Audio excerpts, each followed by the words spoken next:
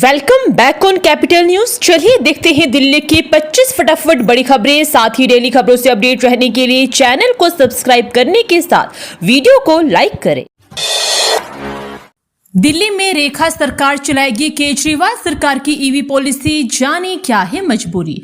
दिल्ली में सत्ता परिवर्तन के बावजूद इलेक्ट्रिक वाहन नीति यानी ईवी पॉलिसी 2020 जारी रहेगी। आम आदमी पार्टी सरकार ने वर्ष 2020 में यह नीति लागू की थी, जिसका उद्देश्य सार्वजनिक परिवहन और निजी स्तर पर इलेक्ट्रिक वाहनों को बढ़ावा देना था। इस पॉलिसी के तहत केंद्र और राज्य सरकार की ओर से सब्सिडी दी जा रही थी, जिससे ईवी खरीदना लोगों के लिए सुलभ हो सके। हालांकि बाद में राज्य सरकार ने सब्सिडी देना बंद कर दिया, जिससे कई उपभोक्ताओं को लाभ नहीं मिल सका। अब दिल्ली की सत्ता भारतीय जनता पार्टी के हाथ में है, लेकिन नई सरकार की तरफ से नई इलेक्ट्रिक वाहन नीति पेश नहीं की गई है और 2020 में लागू की गई ईवी पॉलिसी को 31 जुलाई 2026 तक के लिए बढ़ा दिया गया है। सरकार का कहना है कि इस दौरान चार्जिंग स्टेशन और ई वेस्ट डिस्पोजल के लिए इंफ्रास्ट्रक्चर विकसित किया जाएगा। साथ ही नीति में जरूरी बदलावों पर भी काम होगा। डीजेबी ने द्वारका की 119 सोसाइटियों में पानी के बिलों में दी गई छूट वापस ली क्या? दिल्ली जल बोर्ड ने नेशनल ग्रीन ट्रिब्यूनल को बताया है कि उसने द्वारका में 119 सोसाइटियों में पानी के बिलों में दी गई 10% की छूट वापस ले ली है। साथ ही पानी के कनेक्शन काटने के नोटिस भी जारी किए गए हैं, क्योंकि यहाँ रेन वाटर हार्वेस्टिंग सिस्टम या तो गायब मिले या खराब पड़े थे। जल बोर्ड ने दिल्ली पॉल्यूशन कंट्रोल कमेटी को भी पत्र लिखकर ग्राउंड वाटर को प्रदूषित करने वाली ऐसी सोसाइटियों पर पर्यावरण क्षतिपूर्ण जुर्माना लगाने को पत्र लिखा है। सभी मेडिकल स्टोर जुलाई के अंत तक लगाए सीसीटीवी कैमरे, दिल्ली सरकार का नया आदेश। दिल्ली सरकार के स्वास्थ्य विभाग ने गुरुवार को राजधानी के सभी मेडिकल स्टोर्स में जुलाई के अंत तक सीसीटीवी कैमरे लगाने के आदेश दिए हैं। इस कदम का मकसद डॉक्टर के पर्चे के बिना डुअल यूज ड्रग्स की बिक्री पर अंकुश लगाना है। डुअल यूज ड्रग्स ऐसी दवाएं होती है जिनका मेडिकल और नॉन मेडिकल दोनों तरह से इस्तेमाल होता है। इसका मतलब है इनका इस्तेमाल इंसानों या जानवरों में इलाज के उद्देश्यों के लिए किया जा सकता है, लेकिन कपड़ा, केमिकल या खाद्य उत्पादन जैसे विभिन्न उद्योगों में भी इनका उपयोग होता है। इन दवाओं के प्रबंधन पर खास ध्यान देने की जरूरत है, क्योंकि इनमें दुरुपयोग, हेराफेरी या छेड़छाड़ की संभावना होती है। अब इन दो इलाकों में बुलडोजर चलवाएगी बीजेपी, नोटिस भी लगाया आपका। आम आदमी पार्टी ने एक बार फिर दिल्ली सरकार पर बुलडोजर चलाने की तैयारी करने का आरोप लगाया है। पार्टी का कहना है कि अब दिल्ली की मुख्यमंत्री रेखा गुप्ता की विधानसभा शालीमार बाग में ही बुलडोजर चलने वाला है और इसके लिए नोटिस भी लगा दिया गया है। आम आदमी पार्टी के नेता आतिशी ने शुक्रवार को कहा, अब बीजेपी सरकार दो और इलाकों की झुग्गियों पर बुलडोजर चलवाएगी। उन्होंने कहा, दिल्ली में चुनाव के दौरान पीएम मोदी और बीजेपी द्वारा जहां झुग्गी वहां मकान की गारंटी दी गई, लेकिन सरकार में आते ही गरीबों के घरों पर बुलडोजर चलाया जा रहा है। ग्रेटर नोएडा के 264 गांव में जमीन बिक्री पर लागू होने जा रहा है एक सख्त नियम। ग्रेटर नोएडा प्राधिकरण ने अवैध कॉलोनियों में छोटे भूखंडों की रजिस्ट्री पर रोक लगाने के लिए स्टाम्प और निबंधन विभाग को पत्र लिखा है। प्राधिकरण ने सिफारिश की है कि खसरा खतौनी में भूमि का उपयोग जिस श्रेणी में दर्ज है उसी में रजिस्ट्री की जाए। ग्रेटर नोएडा प्राधिकरण के अधिसूचित क्षेत्र में कुल 264 गांव हैं। इनमें ग्रेटर नोएडा फेज 1 के 124 और फेज 2 के 140 गांव शामिल है। प्राधिकरण की ओर से स्वीकृत मास्टर प्लान के अनुसार ही अधिसूचित क्षेत्र के गांव की जमीन अधिग्रहित कर उस पर औद्योगिक, आवासीय और संस्थागत आदि श्रेणी के सेक्टर विकसित किए जाते हैं। प्राधिकरण की अनुमति के बिना अधिसूचित क्षेत्र में किसी भी तरह का निर्माण नहीं किया जा सकता है। भूखंडों का आवंटन प्राधिकरण द्वारा किया जाता है। इसके बावजूद अधिसूचित क्षेत्र में अवैध कॉलोनियां काटी जा रही है। 6 साल बाद डीडीए हेडक्वार्टर को मिली फायर एनओसी, लेकिन एक शर्त भी लगी। दिल्ली डेवलपमेंट अथॉरिटी यानी डीडीए के आईएनए कॉलोनी स्थित मुख्यालय विकास सदन को आखिरकार 6 साल की लगातार असफलताओं के बाद फायर सेफ्टी सर्टिफिकेट मिल ही गया, लेकिन यह राहत कुछ शर्तों के साथ आई है। डीडीए को अगले 3 महीनों में बेसमेंट की अवैध संरचनाओं को हटाना होगा, वरना यह सर्टिफिकेट रद्द हो सकता है। गुरुग्राम में 17,000 अवैध पेयजल कनेक्शन कटेंगे। गुरुग्राम नगर निगम ने शहर में जल प्रबंधन व्यवस्था को पारदर्शी और स्थायी बनाने की दिशा में बड़ा कदम उठाया है। निगम ने 17,373 अवैध पेयजल कनेक्शनों की पहचान की है और इन सभी उपभोक्ताओं को अब नोटिस भी जारी किए जा रहे हैं। 15 दिन में बकाया राशि का भुगतान और मीटर वैध नहीं कराने पर पानी के कनेक्शन काटे जाएंगे। नगर निगम की तरफ से जारी नोटिस में उपभोक्ताओं से 2 हफ्ते के भीतर बकाया राशि का भुगतान करने और पेयजल कनेक्शन का मीटर वैध करवाने का अनुरोध किया गया है। यदि निर्धारित समय सीमा में यह काम नहीं किया गया तो संबंधित उपभोक्ताओं के कनेक्शन काट दिए जाएंगे और उन पर भारी जुर्माना भी लगाया जाएगा। निगम ने स्पष्ट किया कि पेनल्टी की गणना उस तिथि से की जाएगी जब संबंधित प्रॉपर्टी की आईडी जारी हुई थी। पुराने वाहनों पर सुप्रीम कोर्ट जाएगी दिल्ली सरकार, सख्त नियमों से क्या मिलेगी राहत। दिल्ली सरकार पुराने वाहनों पर लागू सख्त नियमों को लेकर सुप्रीम कोर्ट में पुनर्विचार याचिका दाखिल करने की तैयारी कर रही है। इसके लिए परिवहन और पर्यावरण विभाग को निर्देश दिए गए हैं कि वे पुराने गाड़ियों से जुड़े मौजूदा दिशा निर्देशों और प्रवर्तन नियमों को अच्छे से समझ ले। इसके साथ ही नियमों को लेकर जनता की राय, उनके पर्यावरणीय प्रभाव और व्यवहारिकता की भी मूल्यांकन किया जाए। अवैध धर्मांतरण गिरोह का भांडाफोड़, मास्टरमाइंड अब्दुल रहमान के 2 बेटे और बहू गिरफ्तार, पत्नी फरार। यूपी के छांगुर बाबा का मामला अभी सुर्खियां बटोर ही रहा था कि दिल्ली में भी अवैध धर्मांतरण गिरोह का चौंकाने वाला खुलासा हुआ है। इस मामले में मास्टरमाइंड अब्दुल रहमान का और उसका पूरा परिवार शामिल निकला। पुलिस ने रहमान के 2 बेटों अब्दुल्ला और अब्दुल रहीम के साथ बहू को गिरफ्तार किया है, जबकि उसकी पत्नी फरार हो गई है। यह गिरोह युवतियों को फंसाकर जबरन धर्मांतरण कराता था और फिर दस्तावेज तैयार किए जाते थे। पुलिस इस मामले को अंतरराज्यीय और सुनियोजित नेटवर्क मानकर जांच में जुट गई है। अब ऑनलाइन चालान ही होगा सबूत, शराब की डिलीवरी प्रक्रिया को तेज बनाने के लिए उठाया कदम। शराब की डिलीवरी को सरल और प्रक्रिया को रफ्तार देने के लिए एक्साइज डिपार्टमेंट ने एक बड़ा कदम उठाया है। एक्साइज विभाग ने शराब की डिलीवरी प्रक्रिया को आसान और तेज बनाने के लिए एक अहम कदम उठाया है। अब थोक विक्रेताओं को उत्पाद शुल्क की पेमेंट के लिए मैनुअल चालान जमा करने की जरूरत नहीं होगी।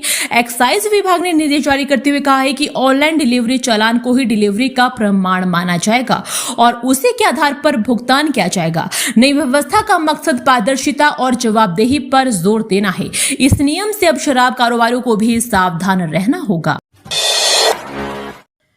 देना होगा हिसाब। रेखा गुप्ता सरकार केजरीवाल सरकार में लगा सीसीटीवी कैमरा योजना का कराएगी ऑडिट।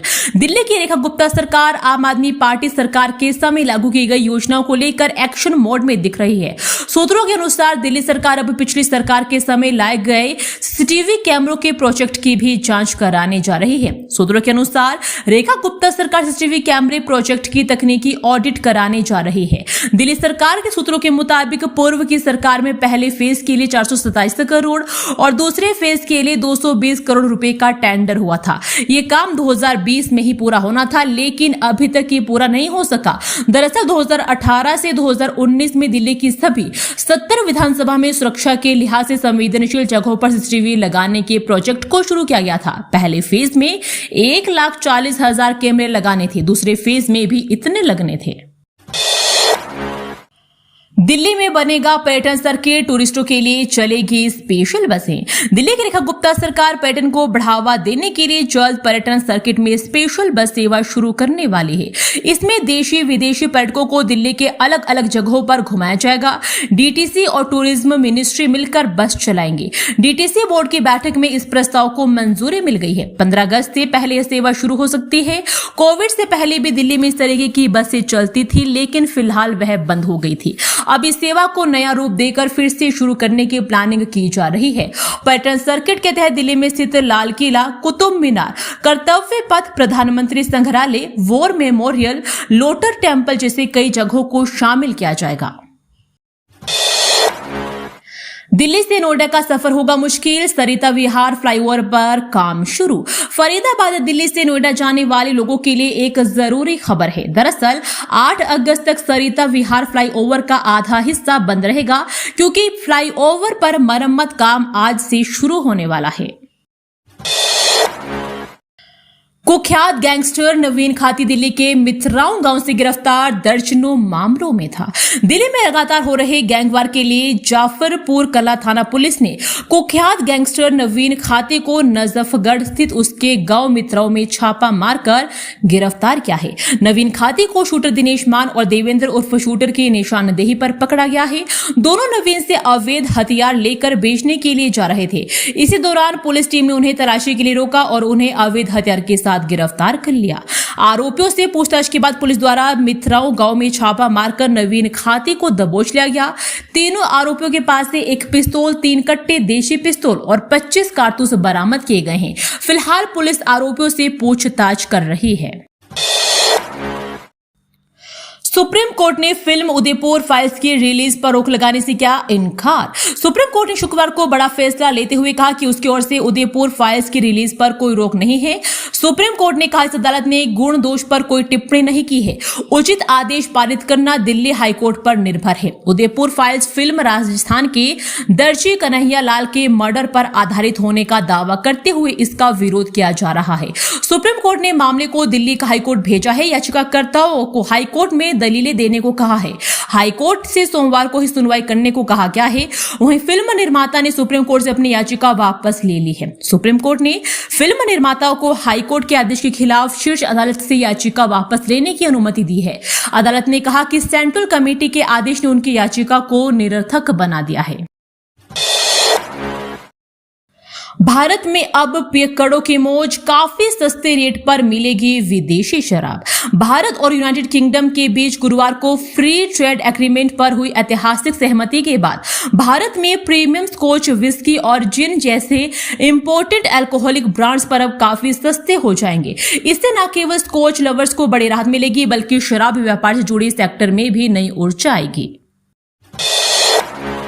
फर्जी दूतावास वाले हर्षवर्धन जैन के खुले कई और राज, तुर्की लंदन तक जुड़े हैं तार, एहसान अली से भी निकला कनेक्शन। उत्तर प्रदेश एसटीएफ की नोएडा यूनिट ने बुधवार को गाजियाबाद के कवि नगर थाना क्षेत्र में चल रहे अवैध दूतावास का भांडाफोड़ किया है। कई अहम जानकारियां सामने आई हैं। जांच में हाई प्रोफाइल इंटरनेशनल रैकेट का पता चला है। एसटीएफ द्वारा हर्षवर्धन से बरामद किए गए दस्तावेजों की जांच की गई है। जांच में सामने आया कि हर्षवर्धन जैन की मुलाकात कुख्यात चंद्रा स्वामी ने दुबई निवासी आर्म्स डीलर अदनान खरगोशी और एहसान अली से लंदन में के दौरान कराई थी। जांच के दौरान एसटीएफ को जानकारी मिली है कि हर्षवर्धन जैन के दुबई में 6, मॉरिशस में 1, यूके में 3 और भारत में 1 बैंक अकाउंट है। दिल्ली में खतरे के निशान के करीब यमुना, बाढ़ की चेतावनी। राजधानी दिल्ली में पुराना लोहा पुल के पास यमुना नदी का जलस्तर चेतावनी स्तर के करीब पहुंच गया है। लगातार हो रही बारिश की वजह से जलस्तर तेजी से बढ़ रहा है। तस्वीरें लोहा पुल से सामने आई है। यमुना का बढ़ता जलस्तर दिल्ली में बाढ़ के खतरे की चेतावनी दे रहा है।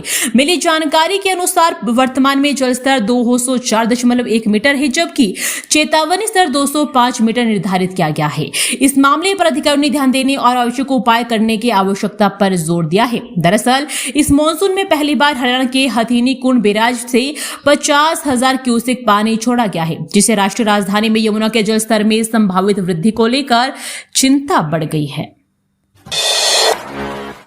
झालावाड़ में दर्दनाक हादसा, स्कूल की छत ढहने से 7 बच्चों की मौत, रेस्क्यू जारी, पीएम मोदी ने जताया दुख। जिले के मनोहर थाना क्षेत्र में शुक्रवार सुबह एक दर्दनाक हादसा हो गया।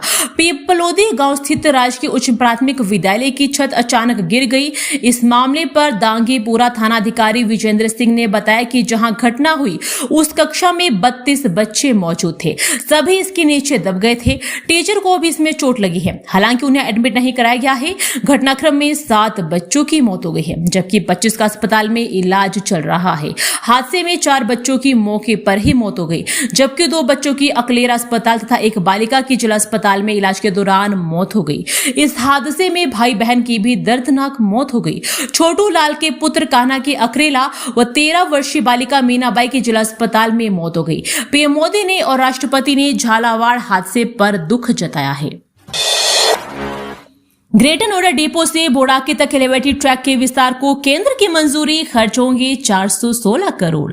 ग्रेटर नोएडा के बोड़ाकी में बन रहे मल्टी मॉडल ट्रांसपोर्ट हब से ग्रेटर नोएडा डिपो तक नोएडा मेट्रो के विस्तार को केंद्र सरकार के आवास से और शहरी मंत्रालय ने मंजूरी दे दी है। इस संबंध में नोएडा मेट्रो कॉर्पोरेशन को मंजूरी का पत्र मिल गया है। इस विस्तार में 2 मेट्रो स्टेशन होंगे। इसके बाद बोटेनिकल गार्डन से 142 एक्सटेंशन लाइन का प्रेजेंटेशन जल्द ही केंद्र सरकार के पास मंजूरी के लिए भेजा जाएगा। इसकी जानकारी नोएडा मेट्रो कॉर्पोरेशन के एग्जीक्यूटिव डायरेक्टर महेंद्र प्रसाद ने दी। उन्होंने बताया कि वर्तमान में एक्वा लाइन का नोएडा के सेक्टर 51 से ग्रेटर नोएडा डिपो तक संचालन किया जा रहा है, जिसे बढ़ाकर बोड़की तक किया जाएगा। इस बीच 2 मेट्रो स्टेशन जनपद और बोड़ाकी में बनाए जाएंगे। बोड़ाकी का स्टेशन बड़ा होगा क्योंकि यहां पर MMTH बन रहा है, जहां रेलवे टर्मिनल और बस टर्मिनल भी होंगे, इसलिए यहां पर मुसाफिरों की संख्या काफी ज्यादा होगी। इस 2.6 किलोमीटर के विस्तार का ट्रक एलिवेटेड होगा और इसको बनाने में